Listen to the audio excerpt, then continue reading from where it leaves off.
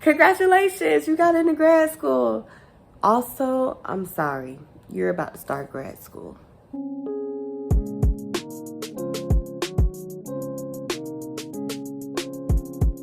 Hello everybody, welcome back to my channel, Developing as Dr. K.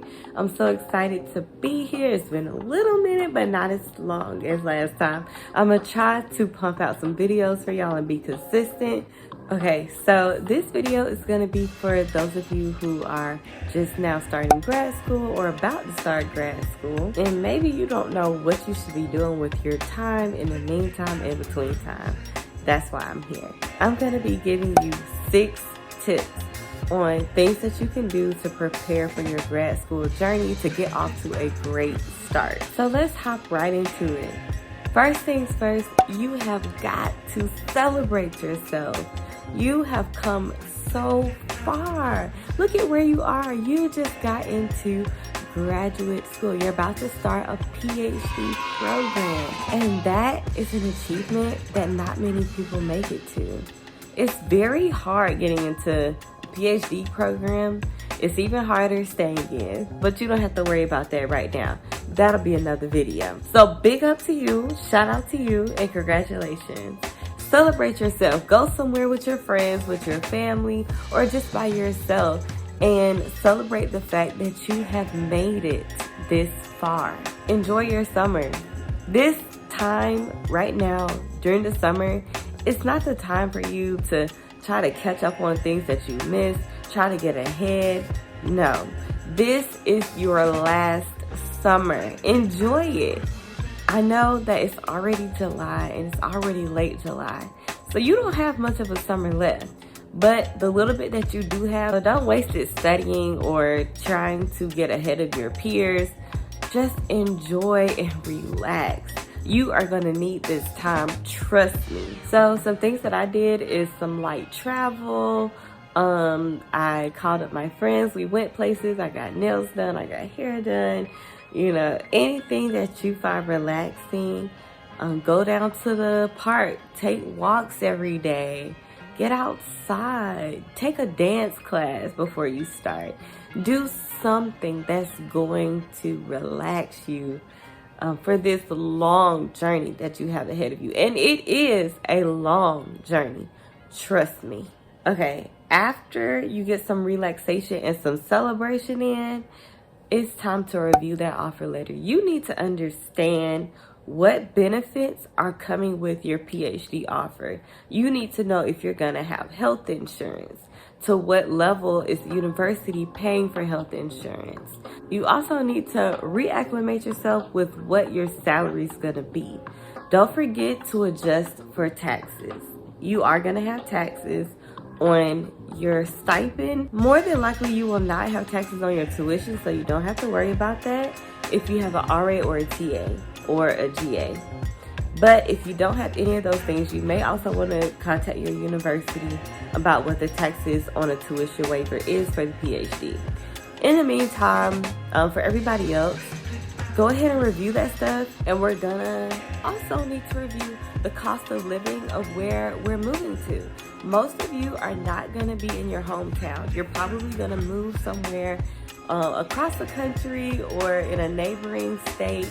So you need to make sure that you review what your cost of living is gonna be for the area that you're moving to. Luckily, some of you will be in college towns and the cost of living will be great. But some of us, like myself and others, we're moving to big cities. You move to Chicago, New York, LA, Atlanta. So just try to make sure that you understand what the cost of living is gonna be so that you can go ahead and set up that budget. So that's why we're reviewing everything, just to get to this point where we can look at our budget.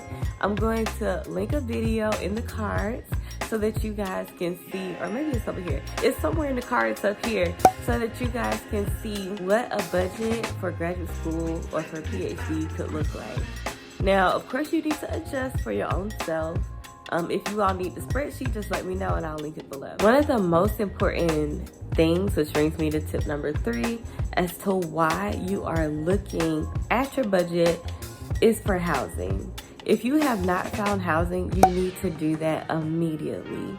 Don't spend a lot of time Don't spend too much time worried about it, but you definitely need to secure your housing. I recommend for PhD students 0 to 1 roommates. Yes, 0 to 1. And that is because you are in such a stressful program. You don't need to be with a lot of people who have a lot of different life things going on who are going to bring you a lot of stress. You are going to already... You don't want to have any issues about where's the rent, where's the electric bill, where is this, where is that, who's going to do laundry on what day, somebody ate my groceries, why is my pan scorched, who broke my plate. You don't have time for that. You're about to be a PhD student, okay? So leave the roommates in undergrad. That's done. Forget that. If you cannot find housing that's going to allow you to have 0 to 1 roommates, that's understandable. You're probably in a large city. But those of you going to college towns, you need to really evaluate your situation. So while you're finding housing, a very important thing is to make sure that your housing does not cover more than 50% of your income. So if you are making $3,000 for a month, then your rent payment should not exceed $1,500. Now, most of the time, you're going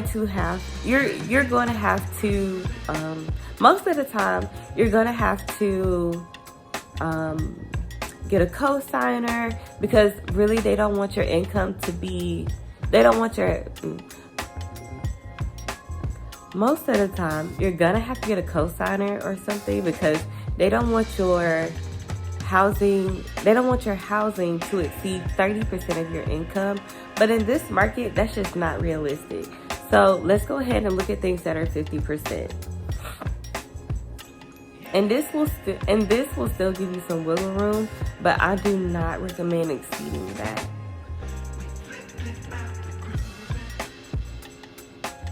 As you're looking for housing, something really important is to drive by or have a friend drive by if you can't, and survey the area. Go to the grocery store, go to the gas stations, go to the neighborhood park, or a nice park nearby.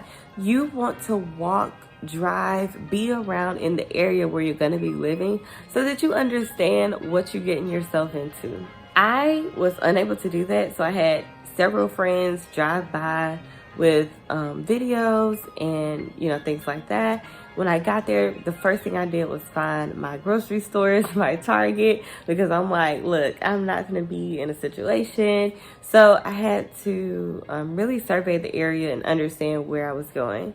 And this is really important for you, so you can understand, what kind of environment am I putting myself in? Of course, you want something affordable, but you also want something safe and reliable and kind of homey. You don't want to be in a toxic environment like graduate school and then come home and find yourself in an unsafe environment. Okay, so on to tip number 4.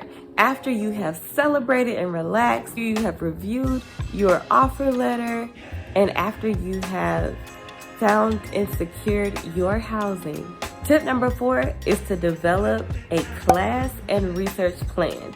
You want to go ahead and lay out when you're taking your classes, what semester, find out which semester each thing is offered, each class that you're going to take. You want to go ahead and plan that out so that it aligns with the requirements of the university. You need to know how much time you're going to be spending in classes so that you can understand how much time you have to TA and to do research. Researching is going to be required for your PhD no matter what. TAing is not always required. Also, don't recommend TAing your first year. And your second year is really a push.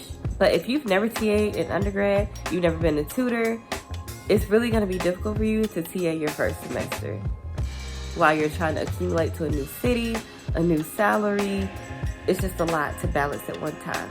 So don't recommend that. But we get our funding where we get our funding. So you need to understand, when you're going to be taking classes, what your research plan is, when you plan on doing your comprehensive exams or your qualifying exams, when you plan on going up for candidacy, and also you need to know when you're planning on defending your dissertation. Yes, and your summer before, go ahead and plan all of this out. I know it seems early, but it's not. This time goes by so fast. You only have a little bit of time. Make sure that you use it wisely. And the way to do that is planning. Failure to plan is planning to fail. And we do not need that in our PhD programs. They are already long enough, and we don't need to make them longer. So go ahead, make that plan and review it with your PI or advisor so that they understand what kind of time you on and you understand what kind of time they on. Because you don't need any issues in communication, okay? Set up a meeting with them, an intentional meeting, review everything with them. You can even send the plan ahead of time so that they have time to review it. They may or may not. Make sure that you guys do go over it and ask them, are there any tools that you're gonna need, any things you're gonna need to keep in mind while you are going through this process, so that this particular plan that you developed today can be successful. Ask them if they have any concerns. Likely, you're not their first PhD student, and they understand what it really takes for you to be successful. So ask them if they have any concerns, any areas that they think that you need to be beefing up on in the fall, because you're not gonna do it this summer, but in the fall, ask them, is there anything that you need to pay special attention to or give more time to? Express your own concerns as well. Any areas that you think that you're lacking in, anything that you are unsure about when it comes to scheduling or anything like that. Make sure that they are aware and try to express that in a way where it shows that you're looking for solutions, not just that you have an issue. We have celebrated ourselves and relaxed. We have reviewed our offer letter so that we know how to budget. We have found and secured our housing. We have developed a class and research plan with dates, semesters, and timelines and concerns, and express that to our PIs and mentors. And that leads us to tip number 6. Inform your mentors. Separate from your PI what you're about to go into. Tell them what your plan is so that they can advise you and pour into you. Many of you are in communities where people are looking to support you. They want to cheer you on. They want to champion you. They want to pray over you, feed you good advice. They want to pour into you. Give them that chance. Set up calls with them so that you can get advice, get those last little tidbits, those last phrases that are going to help carry you through your program. And make little notes that you can put in a jar so that you can pull out those words of advice, those words of encouragement, those prayers from what they're saying. Even if you need to record some of the calls, ask them if that's okay so that you can just have them to reflect on. You are going to need it, trust me. Also, in that, have some scriptures in there that you can hold on to and pull out for reference. Some of my favorites are Jeremiah 29:11, for I know the plans I have for you, declares the Lord. They are plans to prosper you and not to harm you. Another is Isaiah 40:31. But those who hope in the Lord will renew their strength. They will mount up on wings like eagles and soar. They will run and not be weary. They will walk and not faint.